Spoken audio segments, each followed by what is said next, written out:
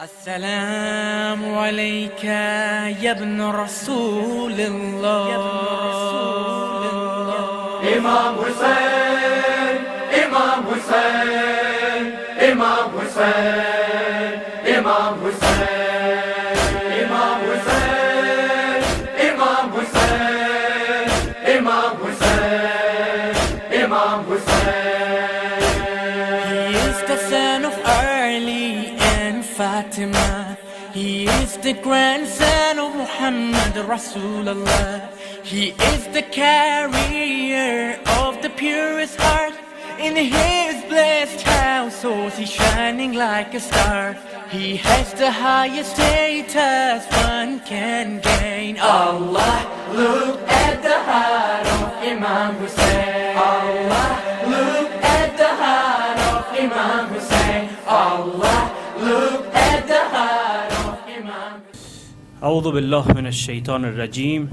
بسم الله الرحمن الرحيم. نحمده ونستعينه ونتوكل عليه إنه خير ناصر ومعين. ثم الصلاة والسلام على خير خلقه وأشرف أنبيائه ورسله أبي القاسم المصطفى محمد صلى الله عليه وعلى أهل بيته الطيبين الطاهرين المعصومين وأصحابه الخيرة المنتجبين. I'm honored to be speaking here in this auspicious ceremony and gathering. I have to say welcome to all of you brothers and sisters, the guests of Imam Hussein alayhi salam.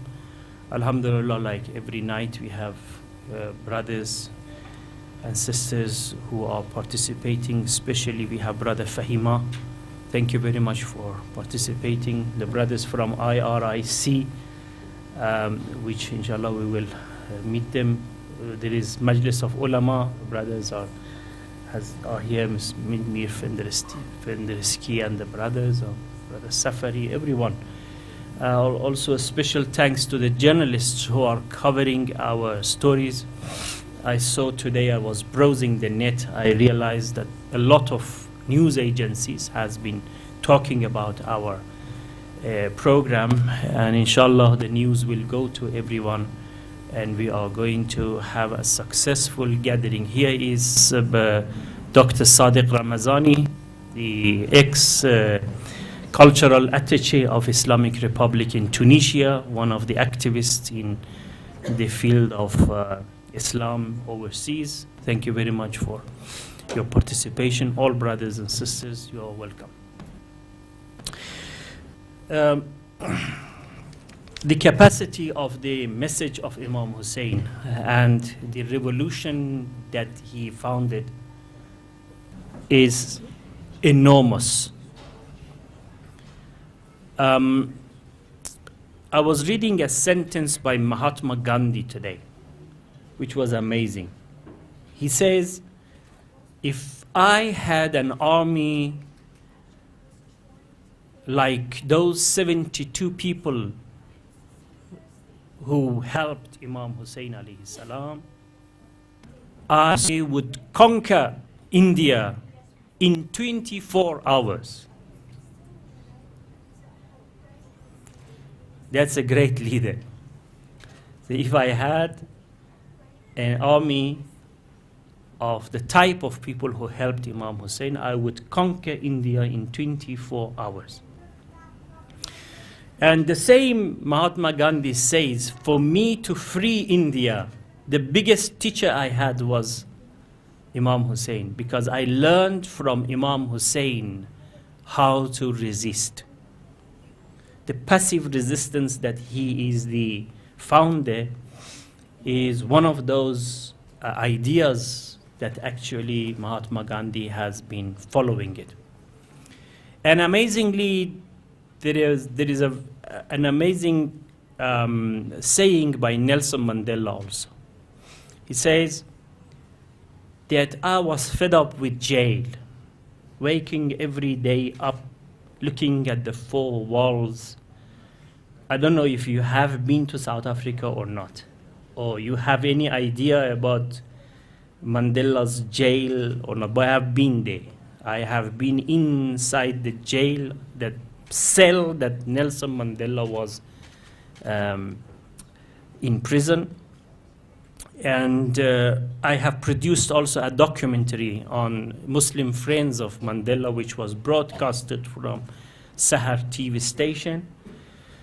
Nelson Mandela used to say, my biggest wish every night was for me to be able to extend my leg and sleep.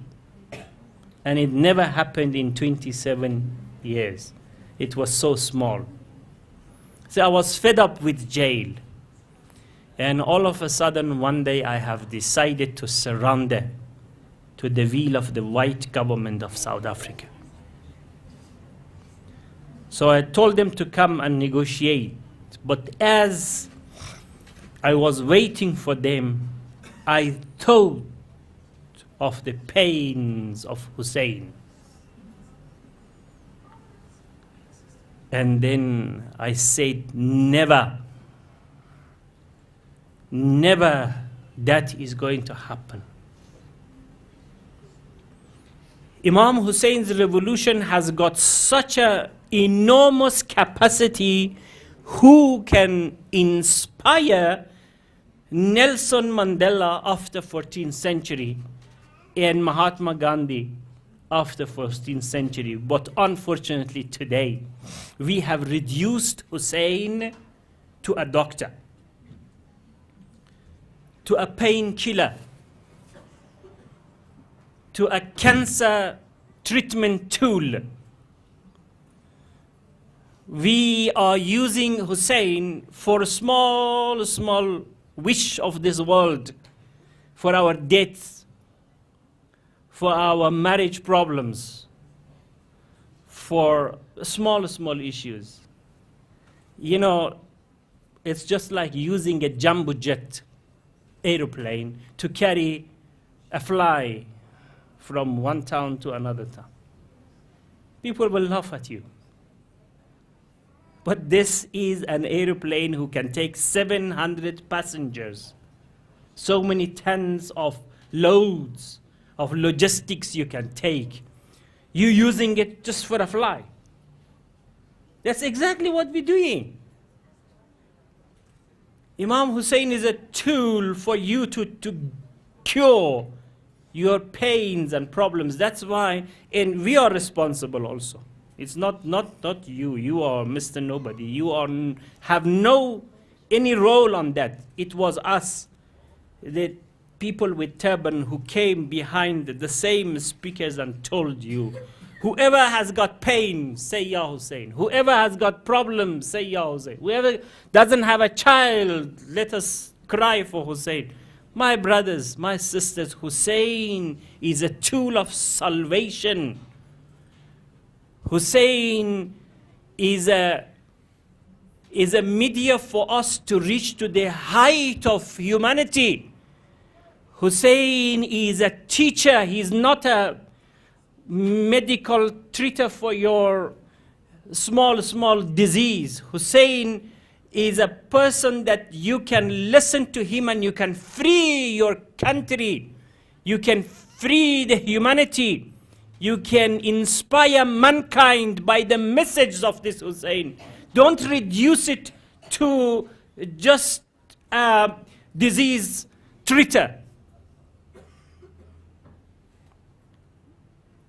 With Imam Hussein's message, we did manage to topple the gendarme of the region, the king which was saying that I am 2,500 years rooted in this place. We pulled out from the ground of Islamic Republic here a regime which they said themselves 2,500 we are rooted here. We pulled it out with the power of Hussein.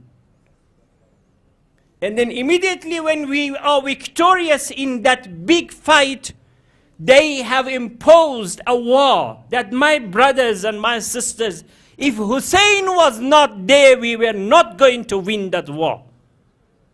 if it was because of Hussein's blood, it was because of Abbas' name, it was because of Akbar and Qasim and the brave helpers of Imam Hussein alayhi salam, that we inspired those thousands of people who came seeking martyrdom, and they saved our country, they saved our revolution, they saved our regime, they saved our country and our system. And if it was not them, believe me, brothers and sisters, today, this was another province for Saddam Hussein. It was through the message of Imam Hussein alayhi salam. Those brothers and sisters who has remembered the time of war, wherever you go in the time of war, it was the name of Hussein. It was Hussein's name who moved those people. We say, تا کربلا رسیدن یک یا حسین دیگر. It was Hussein's name who saved us.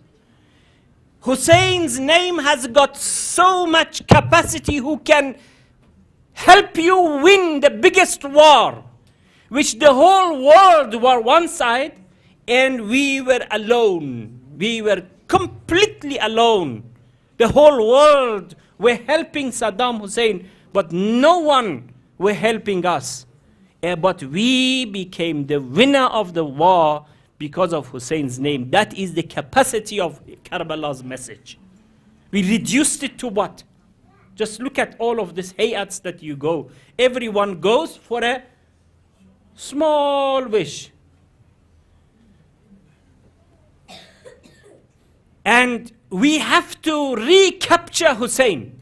We have to regain Hussein. We have to reclaim this Hussein in the benefit of the struggle that Hussein become Shaheed for that reason.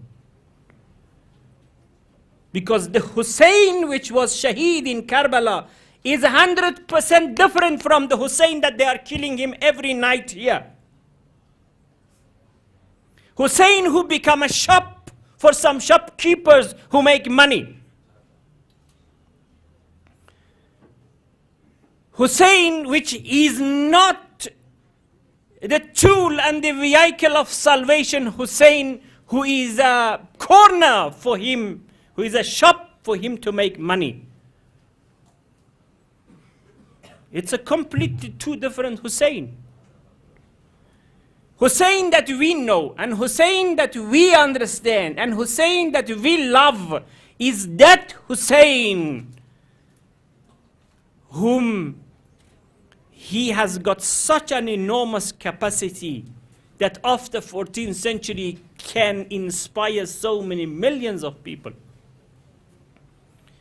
Our brothers in Lebanon used Hussein's capacity and the message of Ashura and become victorious against the biggest army of the region. Our Hezbollah brothers in Lebanon managed to use capacity of Imam Hussein's message and defeat the fifth army of the world, the Iron Shield regime, whom they said no one can interfere with us, no one can actually defeat us. But our brothers, using the capacity of Hussein, they did manage. I had the honor to meet Seyed Hassan Nasrallah about 2 months ago. Some of you brothers maybe have read my report. Those who has not, they can tell me and I can send it to you. We put it in the group. It was a secret document that was, I just put for the benefit of brothers. Those who has not read, please go and read it. He revealed some secrets, and one of the things that he told me was that right at the beginning of the war, when we have been invaded by the Israeli regimes, we received the message from Ayatollah Bahjat. Just right the first few days. But it was very short. Ayatollah Bahjat has given us a news that don't worry, you are going to be victorious. That was all. No any explanation. It was giving us a strength. But a few days later, General Soleimani came with a message from Ayatollah Khamenei. In that message, he has told us that not only you will be victorious, but you will become the regional power.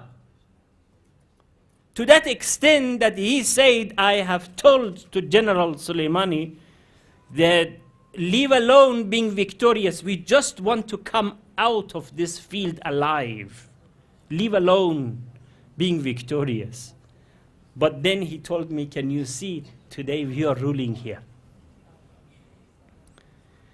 And then he said one other thing. He said the war was going 31 day the war was going. We have actually finished all of our capacity. Nothing remained. And then the Israelis managed to heliboard some of the forces and cut it completely, our relationship with the front line. And they used for the first time some helicopters that they never used before. So they cut our relationship with the front line, and we were about to be completely defeated. And they were able now to surround all of our forces in the front line, take them captive or kill them all. So we are talking about 5,000 people being surrounded by Israelis. He said at the same evening, Mughniya, Rizwan, Muhammad Jabad Mughniya, that night he had a dream. And in that dream, Mughniya saw Zainab Salamullah alayha. And as soon as he saw Zainab, he says, Zainab, you can't see what is going on? You can't see our problems here? He says, what can I do for you? He says, save us. And he says, don't worry. You are going to be victorious. He says, I woke up from that dream.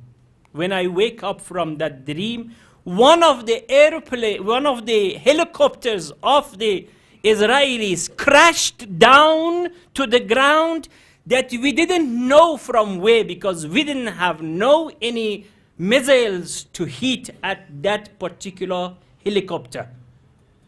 But it was falling down. And as soon as that one helicopter fell down, they started now leaving the area, going back to where they were, because they realized these people has got some weapon which they can destroy all of our helicopters. And we have been saved. Otherwise, message of Imam Hussein managed to do that. If Sheikh Ibrahim Zakzaki is gone to Nigeria, I remember when he came first, I met him, I was probably about 25 in Mashhad. He came for a unity conference and he was still a Sunni brother. Very tiny, not a very fat person as he's increased weight now. That time a tiny brother came, not even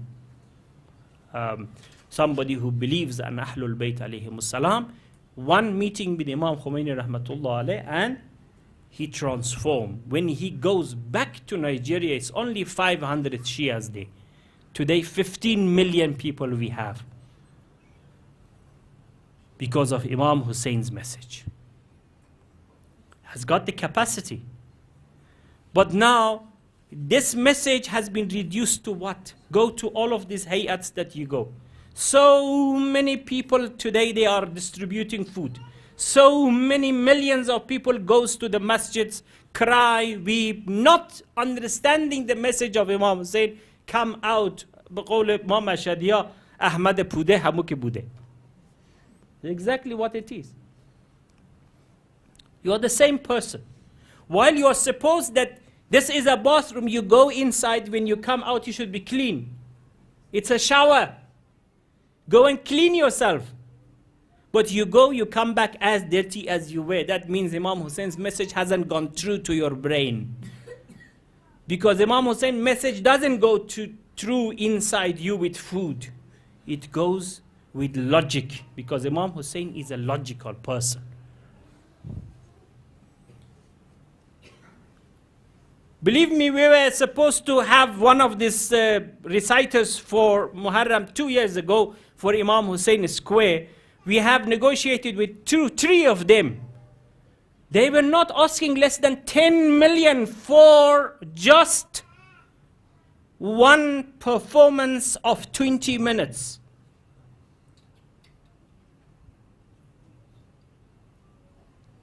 We didn't manage to convince them.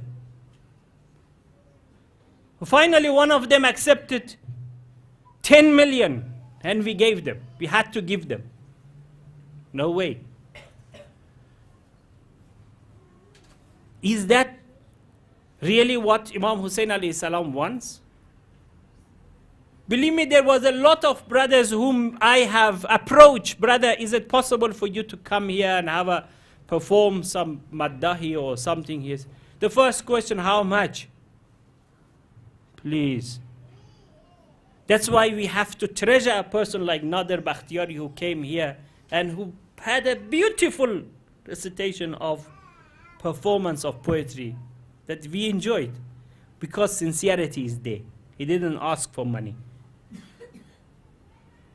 Brothers who coming here from A to Z, from Muhaddisa to Brother Begi to Brother Marandi to Akbar Nia, all of the brothers and sisters who are working here, the same Nazim, Amir Hoseini, I don't know, everyone who is working here in this hayat, none of them receive even 1 cent. Each of them are doing everything for the sake of Ahlul Bayt, purely for Imam Hussein alayhi salam, with no expectation. Even they don't expect just a small appreciation also, for me to tell them thank you. He says, it's Imam Hussein things, what thanks? Then you see, alhamdulillah, the good gathering that we have, the spirituality is there, is because we are not here for the name, we are not here for the fame, we are not here for the money, we are not here for any of those worldly gains. Here, message of Imam Hussein prevails. And Imam Hussein's message is justice. As I said to you last night. Now, as much as we walk in that footstep, we are Husseini. And if you are not working toward that, then you are far from Imam Hussein's alayhi salam's message and aim and objective. And Imam Hussein's shafa'at is not going to be also include you in the day of judgment. We have got responsibility. And that responsibility is such an enormous responsibility that you will be asked in the day of judgment. If you didn't have a leader like Hussein, you may not be asked. But if you have an example like Hussein, what you can say to him? He sacrificed all of his children. He sacrificed all of his brothers. He sacrificed his family and his close friends, all. What you can say concerning such a great man, that he has lost everything he had, and you are not ready to put time, you are not ready to put energy, and you call yourself follower of Imam Hussein alayhi salam? What follower you're talking about?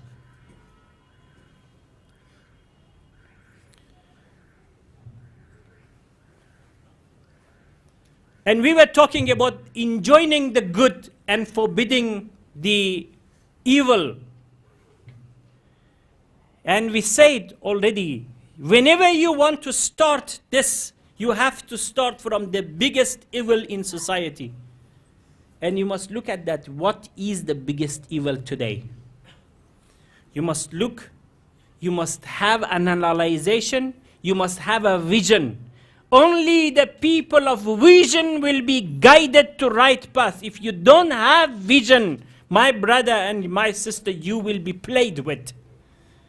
You will be somebody whom other people will manipulate you and will teach you other things and take you away from the path of Imam Hussein alayhi salam, and then you will be misguided if vision is not there, because that vision is very, very important. Man kana fi dunya a'ma fahuwa fil akhirati a'ma. If somebody is blind in this world, he will be blind in hereafter also. That doesn't mean physical blindness, that you don't have eye here to look at this object. In the day of judgment also you won't be able to see. No, that's not the case. It is a spiritual vision. You don't have the vision to recognize your leader. You don't have the vision to recognize the right path. You don't have the vision to fight against the Hussein of your, against the Yazid of your time and help the Hussein of your time. Then you are misguided. You don't have vision, even if you have got a hawk eye who can see a kilometer distance a needle. That doesn't matter.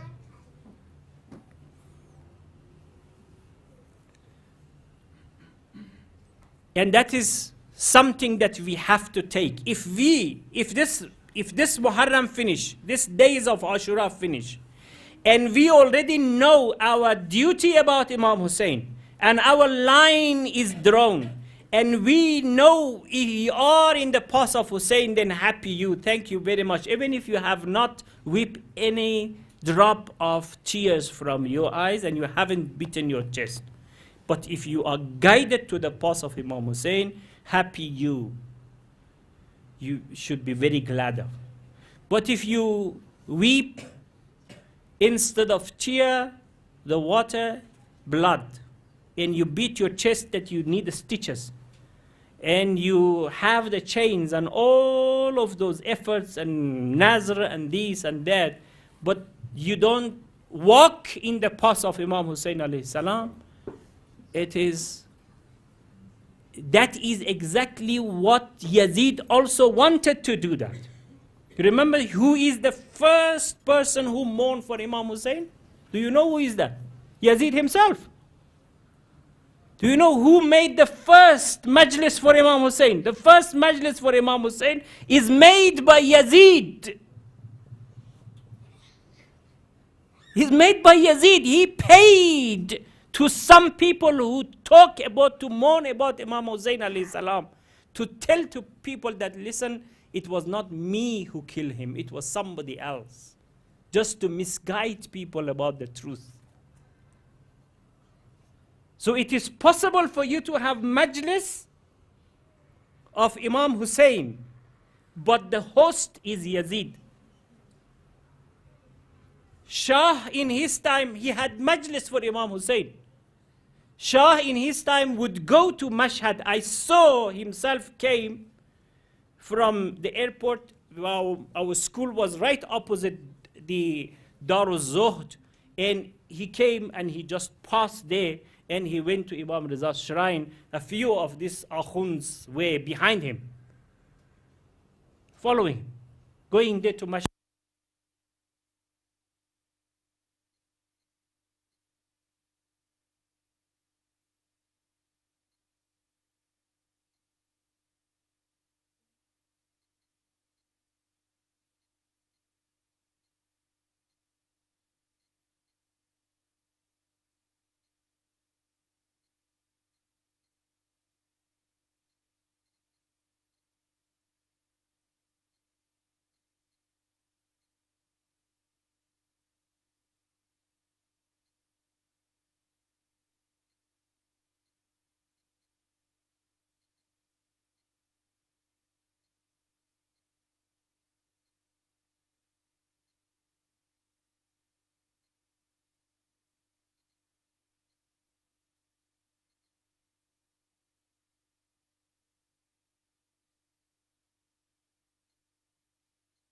not affect you.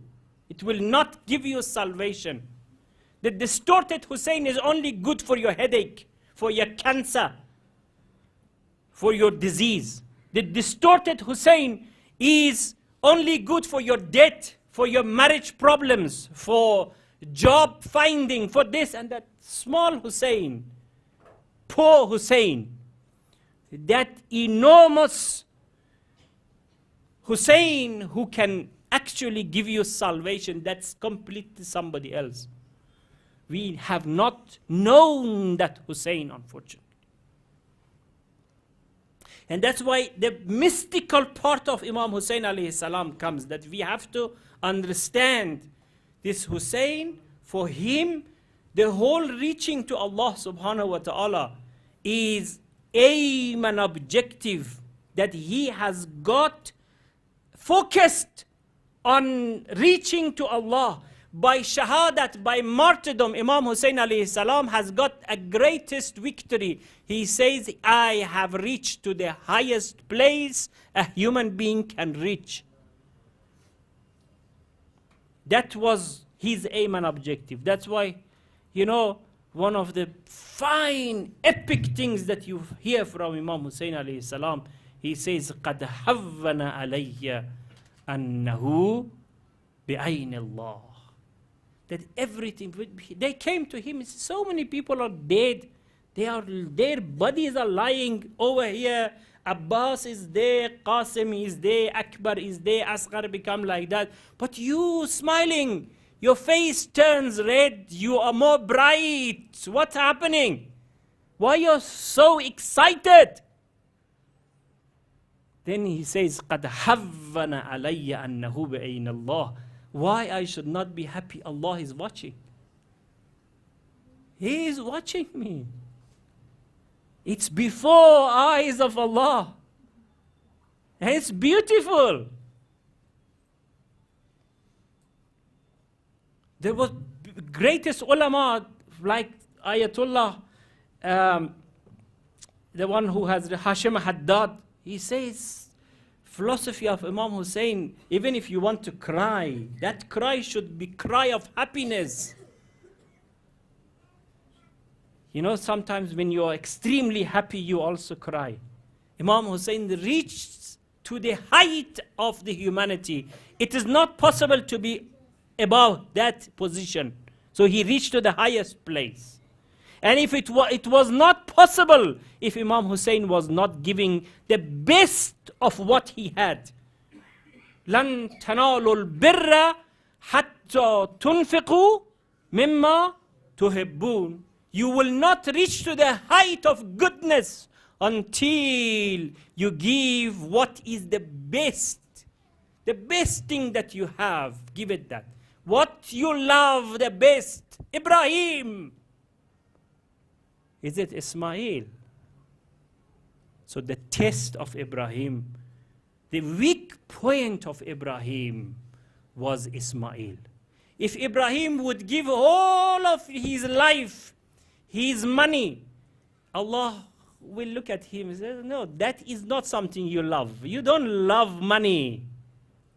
So if you give all of your money, it's nothing for you. But the one whom you love most is this boy. And I'm interested in that. He was 40 when he became prophet. He was 90, he didn't have a son yet. He prays to Allah, oh Allah, give me a son. And Allah at the age of 90, Alhamdulillah, alladhi wahaba liya ala al-kibari, Ismail. With my this old age, Allah has given me Ismail. You know what's meaning of Ismail? Ismail. It means Allah heard my prayer. The same Khudadat. He is Khudadat. Ismail means Khudadat. Allah gave it. He is the answer to my prayer. Ismail. So now, 90 years, no boy. You know, in Arab world, you don't have boy, it means you don't have tail. Abtar means you don't have no one to continue your generation. You're depressed. You have no hope. But here Ibrahim, at the age of 90, he has got a boy. Yeah, every single moment with this boy is a joy. Yeah. The day that he start talking, the day that he start walking, the day that he start playing, everything was joyous for Ibrahim. Alhamdulillah, I've got a son, Ismail. Now this Ismail, he keeps it in the best condition, grows up, become 18 years, 19 years old. Now you have a helper when you go for the animals. You have a helper when you have farming. You have somebody who can deal with everything in your life. You just wish you sit down and you watch your son does everything. And you enjoy. That's the joy of your life. And all of a sudden, you have a dream. إني أرى في المنام أن أذبحك. Son, I had a dream. What's your dream, Dad? I had a dream that I am slaughtering you. That father has got such a son, which no any thinking. He says, Ya Aba tif'al ma tu'mar. Just do whatever you have been ordered. Satajiduni insha'Allah min as-sabirin. That's brave son. Such a son. Such a son, Ismail, which is the father of our nation. Alhamdulillah, we are proud of having such a father. Says, Father, just do it. Allah wants you. Allah wants this. Just do it. And Ibrahim, out of that love that he has got for son, he has got a knife. He goes the whole day, morning up to the noon, he's just busy sharpening it. Sharpening, because he loves the son. I don't want the son to suffer. When I just put there, it should just cut. He should not suffer out of love. But such a sharp knife he puts there, it doesn't cut. And then immediately there is a sacrifice. Allah says, listen, Ibrahim, I am not interested with your Ismail. I am interested with your nafs. You loved him so much that I wanted to test you if you are ready to sacrifice your son. Now that you have put the knife on the neck, already you have slaughtered the head of your nafs. Leave Ismail alone.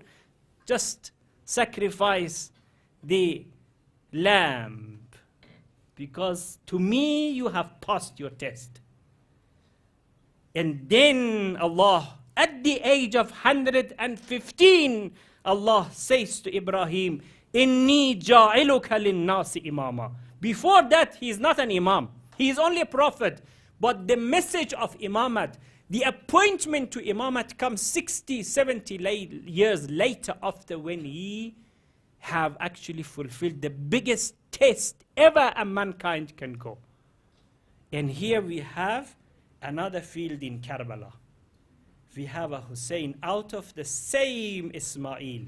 He is a child of the same Ismail. And Quran also says, وَفَدَيْنَاهُ بِالزِّبْحٍ Azim. This Zibhin Azim is this one. Is Imam Hussein alayhi salam. فَدَيْنَاهُ بِزِبْحٍ Azim. From generation of the same Ismail, somebody comes, Hussein, and again the history repeats. A brave son like Akbar is born, which is much more beautiful than Ismail, much more loved than Ismail, much more appreciated than Ismail, much more dear to Hussein and the family of Ahlul Bayt than Ismail.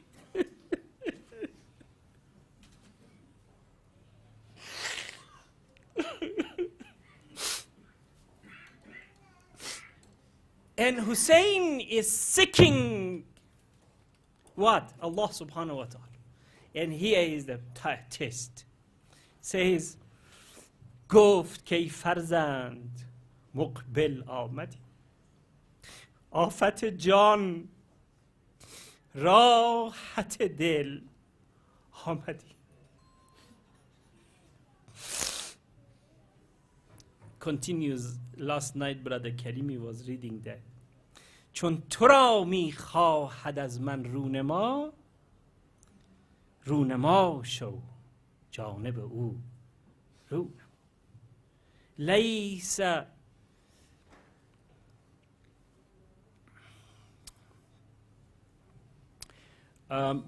بعد از آن مما تحبون گویدو. What is this verse of Quran I just recited? لن تنالوا البر حتی تنفقوا بعد از آن مما تحبون گویدو. نیست چون در بزم آن والا نگار از تو بهتر گوهری بهر نثار. چون تو را میخواهد از من رونما رونما شو جانب او. Allah doesn't want to show me his face. He wants you as رونما.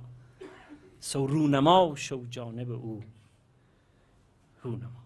And then the answer of Akbar. He says در جواب از تنگ شکر قند ریخت. شکر از لبهای شکر خند ریخت.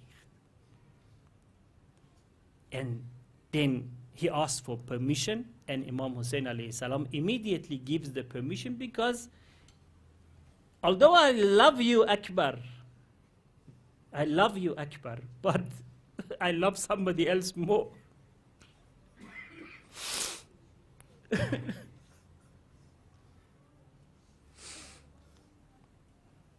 For Imam Hussein alayhi salam, this is a horse who can take him to Mi'raj, take him to the highest place which is possible. That's why anytime anyone becomes shaheed, he realizes I am closer to my position. And for him, it's a spiritual journey. From the time that he started from Mecca, from Medina, going to Mecca, coming to Medina, every step for Imam Hussein alayhi salam is one step close to Allah subhanahu wa ta'ala. And he doesn't search anything else but Allah. He is looking only for one thing. Is Allah satisfied with what I'm doing at the moment or not? And that is why this message remained now that 14th century later we come and sit, because it's got that element of sincerity in Imam Hussein alayhi salam's message. And one of those people who become shaheed in the day of Ashura is Hazrat Qasim, which inshallah will be my Rosa. Is brother Nami arrived? The close tie between Hassan and Hussein. And then Imam Hassan alayhi salam becomes shaheed. And here Qasim remains from Imam Hassan alayhi salam. And Qasim is so much dear to Imam Hussein that he loves him more than Akbar. He shows that love to Qasim more than Akbar, to that extent that even sometimes Akbar was jealous about it. That you show so much of love to this boy. But then Imam Hussein would tell to Akbar that he doesn't have a father. So I am his father and his uncle. Every time when he sees Qasim, he plays with the hair, he holds him tight, and he kisses the face, the neck, so many kisses, hold him and keep him so close. Those Qasim with the mother accompanied Imam Hussein from Medina to the whole journey into Karbala. Now comes into Karbala reached the night of Ashura, Imam Hussein alayhi salam removed the allegiance from everyone. That you are free to go wherever you want. But then no one left. No one left the tent. I don't know, you understand the meaning of that or not. It's the most epic sentence ever can say. That they know that tomorrow all of them will become shaheed, but they don't leave. Just now, if I say here, there is a bomb and all of us, we're going to die. What you're going to do? You're going to listen to me. You're going to all run away from here because life is more important than Hoseini's lecture. Especially when Imam Hussein removed the allegiance. Sometimes you say, okay, if I now leave Hussein, I may be held responsible in the day of judgment. But no, Imam Hussein said, I'm not going to hold you responsible also. So if you leave, it's fine. You won't go to hell for it. You have done your help already. I have removed my allegiance. Go wherever you want. But still the companions of Imam Hussein alayhi salam, they remain. That's big. That's enormous love for Imam Hussein alayhi salam. And there some people stood up. Habib ibn Mazahir stood up. He said, Ya ibn Rasul, I've got only one life and I'm old man. If I die 1,000 times and they put my ashes together back and I become live again, I will die again for you. I've got only one life, please accept. How we can allow you? Muslim ibn Awsaja stood up and he said, Hussein, if we leave you alone, what will be our answer for Rasulullah sallallahu alayhi wa sallam in the day of judgment? No, it's impossible. We are going to remain. We are going to remain. And he saw no one is leaving. Then he said, I have not seen any helper better than my helpers, that better than my companions. Best, you are the best. Now that you are the best, let me show your position in paradise. Remove the curtains, they saw what is prepared for them after shahadat, after martyrdom. And then it was reported by all journalists there, and it's reported on the books of Maqtal also, that Devin Kadavin Nahl. You know, when you go next to a bee net, the bee place, and you can hear that the wing noise that is called Davi. Davi Kadavin Nahl. Everyone had a zamzamas, talking. Everyone, one was busy here, one was busy there, one stand there, everyone praying to Allah subhanahu wa ta'ala. And this is the last night. Let us suspend for the sake of Allah, talking to Allah. The same night, Imam Hussein, when he removed the allegiance, he told them that my brothers, all of you tomorrow will be in paradise with me. All of you will become shaheed. So when that question comes, there is a boy there who doesn't consider himself a man. He says, all of you men, you will become shaheed. Because he is small, he's 13 years old, he don't consider himself a man yet.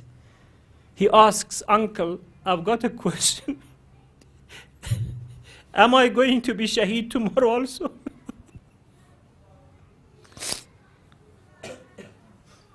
Imam Hassan, son Qasim ibn al-Hassan, asks that question. Then Imam Hussein's asked another question from this small boy. He says, son of my brother,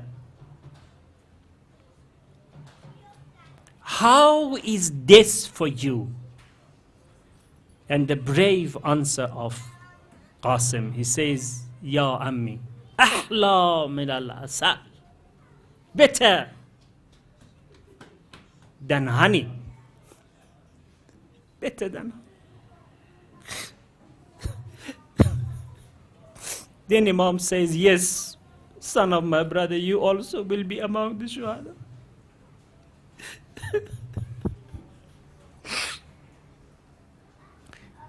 The battlefield comes.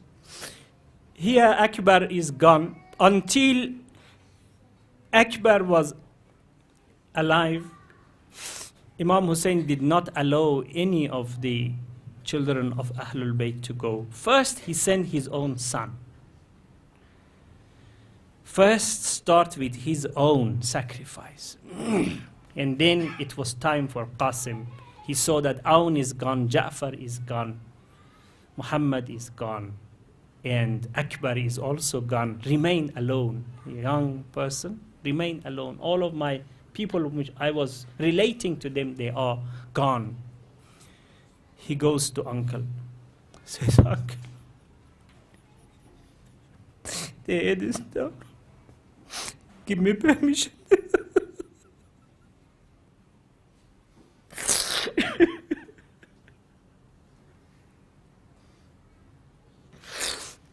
It's very difficult for me.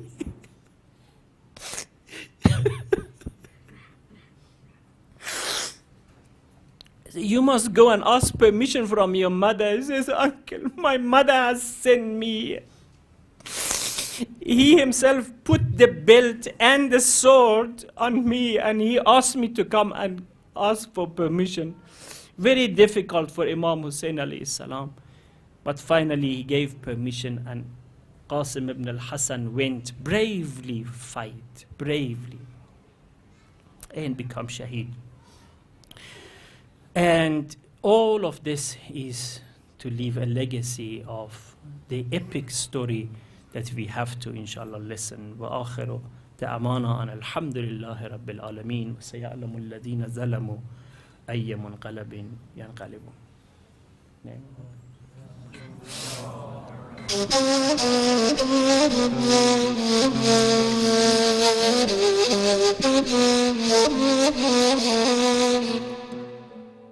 Thank